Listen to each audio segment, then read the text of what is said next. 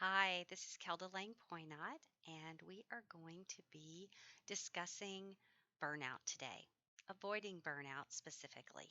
So, this is part one, and I just want you to think about, are there times when you're tired, you're feeling overwhelmed, when you just don't feel much like yourself, you're devoid and drained of energy, and we call that being burned out. For the last year, many of us have been under very restricted times because of COVID, but disregarding that, there are times when we are overcome and it's very gradual, and it doesn't just like one day you wake up and you're overwhelmed and you're burned out. That's not what I'm talking about. I'm talking about this gradual build up until you just don't really feel like yourself anymore, and you just don't feel like you have what it takes to do what you have to do. And we're going to be discussing this in regards to homeschooling, but all of this applies to any area of our life where we're feeling just burned out, where we just don't feel as like we're being useful or that we are being effective in these roles. I want you to write this down somewhere on your paper. Oh, that's another thing. All of the handouts are uh, at the bottom of this Patreon and as downloads. And so I would appreciate if you'd go ahead and pause the video and print those out and get ready to really be engaged in what time we have together. I'm going to do this in 5 parts. And so the first part is uh, is the first page, which is the top tens. So if you'll print that one out especially, we can get started with this section. So I want you to realize that structure and anchors make us stable. Structure and anchors, think about a building that has really good bones, strong foundations, and anchors keep us stabilized if we're over, especially under with some rough seas. That they do make us stable, and so that's what we want to talk about is really fortifying ourselves so that we can avoid burnout from happening. Stress is going to be there. Hardships are going to come. Circumstances are going to feel really, really hard sometimes. And I just want us to be bolstered so that we can ride out the storms of life, especially in regard to our homeschooling. So, we're going to talk about the top tens. You have 4 columns on your page, and I want you in each of those columns to think about the top tens. I want you to think about the top 10 people in your life.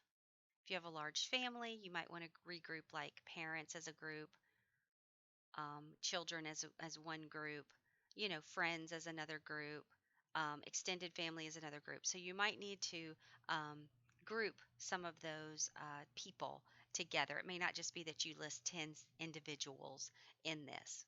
All right? Go ahead and do that. And then the next one is going to be the top 10 items in your life, material objects, okay? Think that the fire alarm just went off, and what are the 10 things, because we have 2 hands, let's say that we can carry big things, okay? We can figuratively in our imaginations right now carry large items like a house. You can carry your car, okay? So think of 10 important items that you would get in an emergency, and you have time.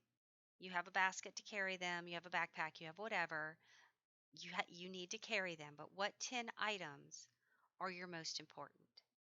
And if you need to pause the video and really think about these, go ahead. Go ahead. All right, now let's think about the top 10 jobs or tasks that you like to do.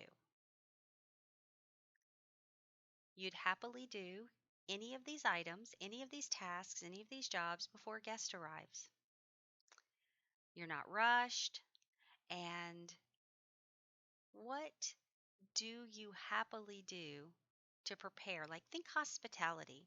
Think about something that is an enjoyable task that you would want to do to serve someone else. Not just in service, but those are just some of the things. Like, I love doing laundry. I feel very fulfilled when I do laundry and I accomplish laundry on a daily basis. I'm not going to put cleaning the toilet down on this list, but that might work for you. So you do what you got to do, your jobs and your tasks that you do enjoy. I love to cook, I love to bake, I really enjoy um, meal prepping. Like there are just a lot of jobs that I enjoy personally doing, but that may not be what you enjoy. So you write down the jobs or tasks that you do on a regular basis and that you enjoy doing. All right, now I also want you to think about the top 10 experiences. This is the fourth column, the top 10 experiences you'd like to have before you die. This is your bucket list. What are the things that you would like to have that? I would like, personally, to go to Iceland and visit the Viking Museum. That's something I'd really like to see. I would love to see Niagara Falls. There are things that I want to do before I die, and like your dreams. What are the things that you would like to accomplish? All right. Now, that ends the first section, part one. And I want you to really think about this. So if you need to get to the end of this recording and just really concentrate and think about those things, maybe go back and re-listen to my suggestions of who are your top 10 people. What are the top 10 items that are really important to you? Is it your cell phone? Is it your computer? Is it your house?